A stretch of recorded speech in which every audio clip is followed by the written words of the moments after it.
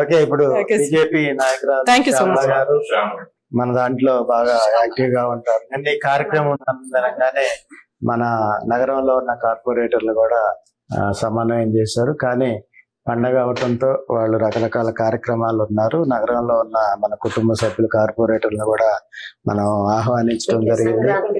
అయితే ఈ సంక్రాంతి సందర్భంగా శ్యామల గారు మాట్లాడాల్సింది. ముందుగా అందరికీ నమస్తే అండి. ఈ రోజు ఇక్కడ పిలిచి మహిళలకి ఒక ప్రాధాన్యత స్థానం ఇవ్వడం అంటేనే మహిళలకు పెద్దపీట వేసినట్టు.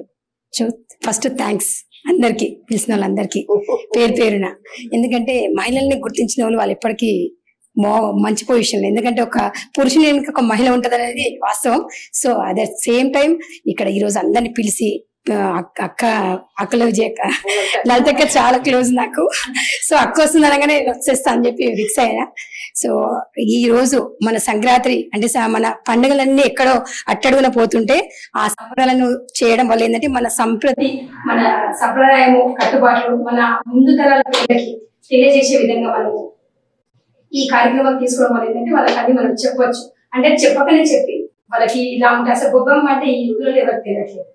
కానీ దాన్ని మనం ఏంటంటే మన ఇంటి ముందు మనం ఎట్లాగో చేస్తామో దాన్ని పిల్లలకి ఎక్స్ప్లెయిన్ చేయడం వల్ల ఏంటంటే వాళ్ళకు ఒక పద్ధతి, సంస్కృతి, ఇది విధానాలు, ముఖ్యంగా మహిళలు ఈ రోజుల కల్చర్ చాలా మర్చిపోతున్నారు. అంటే మహిళలు కూడా సో ఆ కల్చర్ ని గుర్తు చేయాలంటే కంపల్సరీ ఇలాంటివన్నీ కార్యక్రమాలు తీసుకోవడం చాలా మంచిది.